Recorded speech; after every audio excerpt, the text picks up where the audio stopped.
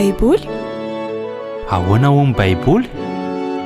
Fampianarana ara-baiboly mitohitohy arahanao eto amin'ny Upfare Radio, iarahanao amin'ny namana Richard Andrianjatovo. Ahoana ho ny baiboly? Ahoana ho ny baiboly?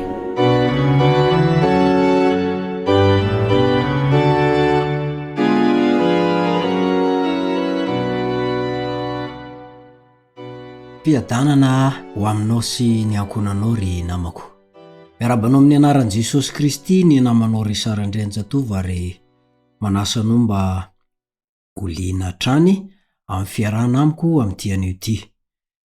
Hitondra famintinana antsika ny mahakasika ny resaka momba an'i Jesosy Kristy, izay efa noresana lavalava ihany.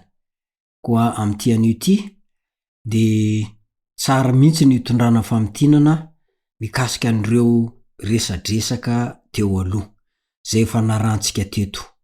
Tsy hitondra fianarana vaovao fa famintinana sy fampatsiahivana ihany ireo izay efa noresantsika teo aloha, mba tsy harovana izay nolazainy tany aloha rehetrarehetra tany. Kanefa aleo aloha apetratsika eo ampelatanan'Andriamanitra ny fiarantsika eto androany. Vavaksika.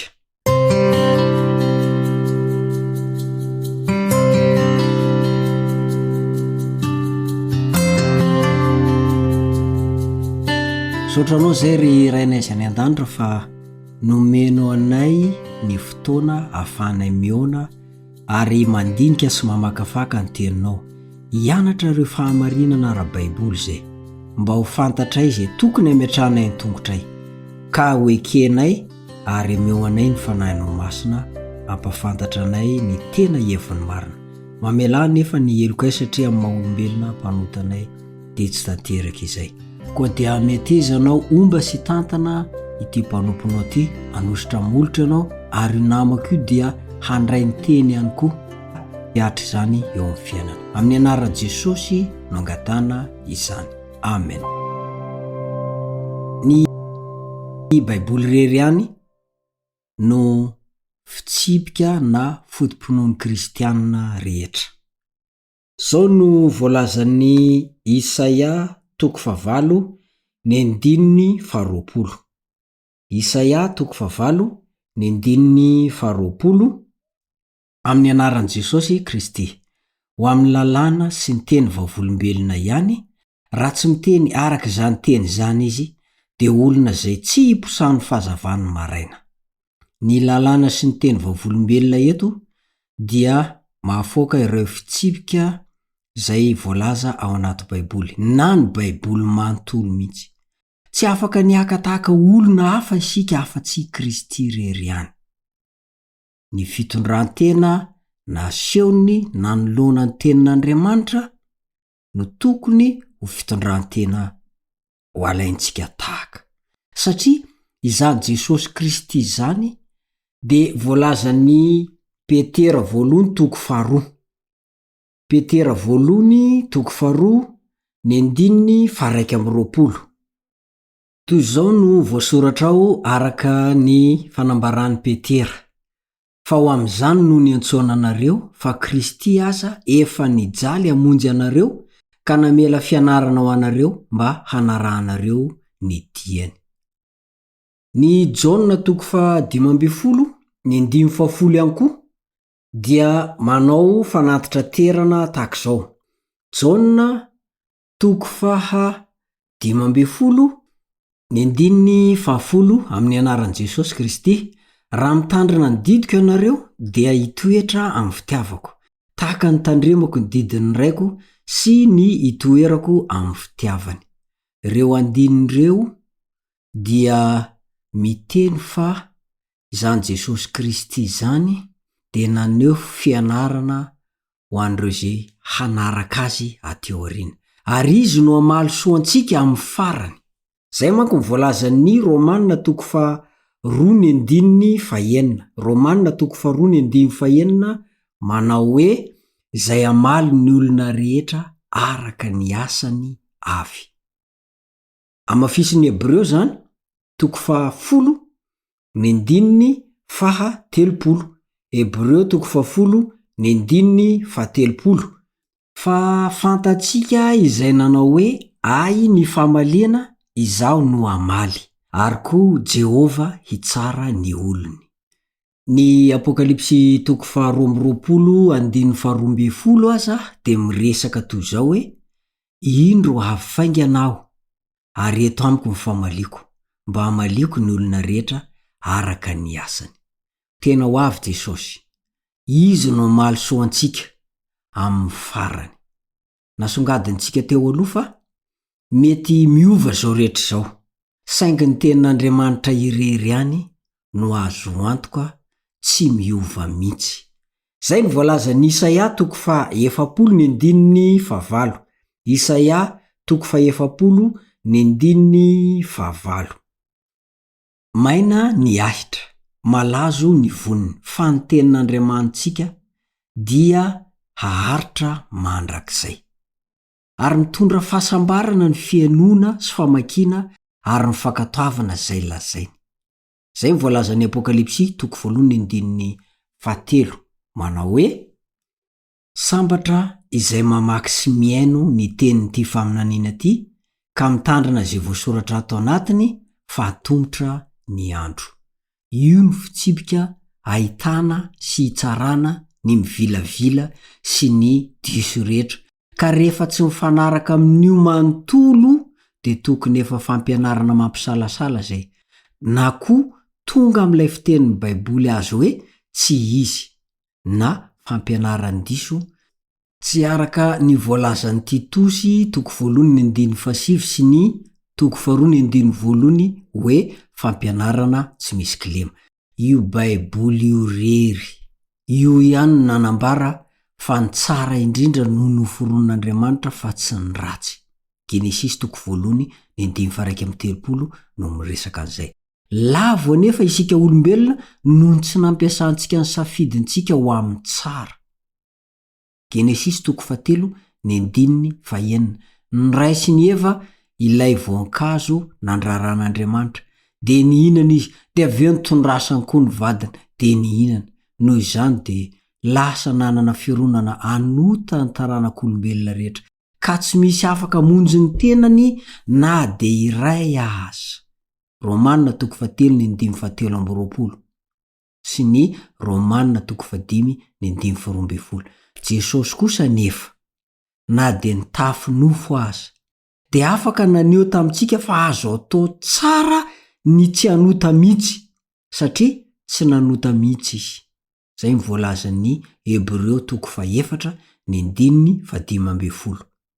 Efa narantsika teto ihany koa fa na dia Andriamanitra feno sy tanteraka Jesosy Kristy, tsy mampisalasala amin'ny fanambarana fa izy ihany ilay Jehova voalaza ao amin'ny Baiboly amin'ny mampamorona azy, de nekeny ny ho tonga olombelona farahidiny 100 isan-jato ho fanavotana ay, fanavotana anao, ka nandao zany mihitsy ny toeram-boninahitra nananany ary ny afara tamin'ny fiainany tamin'ny alalan'ny fahafatesana mamenatra teo ambony hazo fijaliana izany, araka ny voalazan'ny Filipianina 2:2-5. Filipianina 2:2-5. Ka amin'ny alalan'izany toetra voajanahary nananany izany no nahafany nampiavana ny olona rehetra amin'Andriamanitra ary nampiavana ny olona samy olona. Romanina 5:5-10. Am'izay sady mahandriamanitra no maha-olombelona any Jesosy zay, de tokony hianarantsika izany manomboka izao ny hamantatra hoe nahoana Jesosy no niteny toy izao. Amin'ny mahandriamanitra azy ve no nitenenany an'izany sa amin'ny maha-olombelona azy? Amin'ny mahandriamanitra azy no nanaovany an'izany sa amin'ny maha-olombelona azy? Amin'ny mahandriamanitra azy no nanaovany an'io fanambarana iny sa amin'ny maha-olombelona azy? Raha mikasika an' Jesosy Kristy fotsiny no hamaranantsika ny resaka androany, dia tiako ny mbola misarika ny sainao sy ny faliananao fa mbola hitohy amin'ny manaraka ny resaka momba n'io Jesosy Kristy io. Tsy lany amamina io.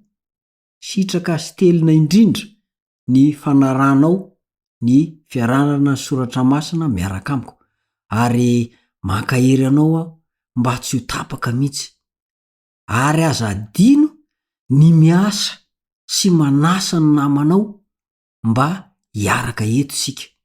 Ny rehetra mantsy mila mandre ny filazantsara, meloa indrindra ny katona ny varavara-pahasoavana, ka iavian'i Kristy iseho eny amin'ny raha ho an'ny lanitra fanondrony.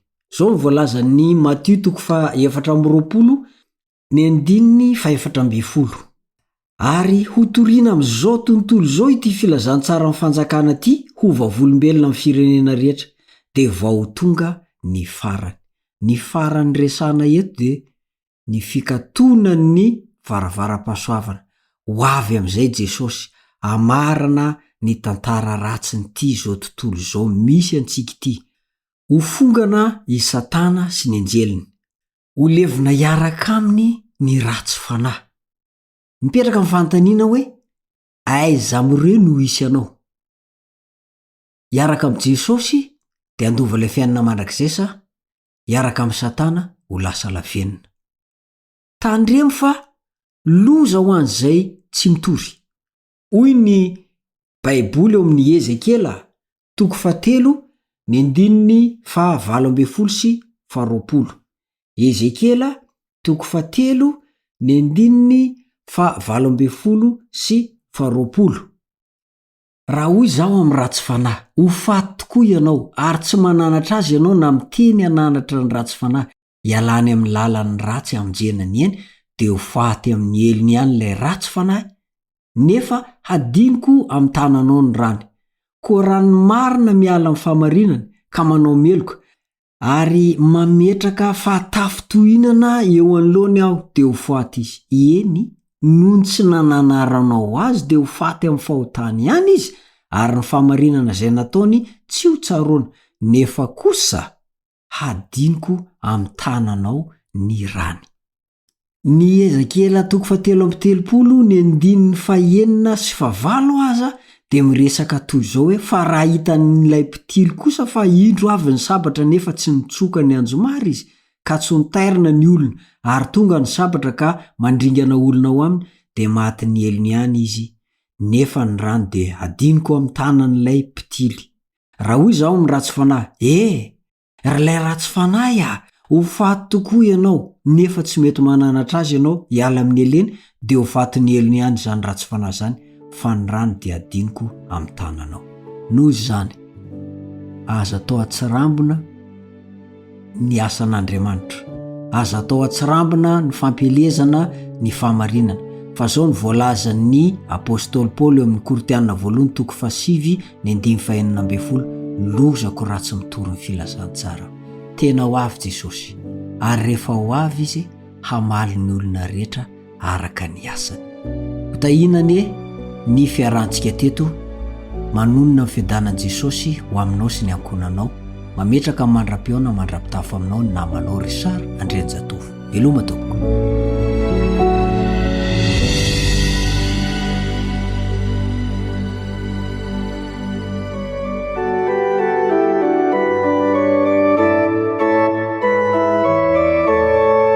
Ahoana hoy ny Baiboly?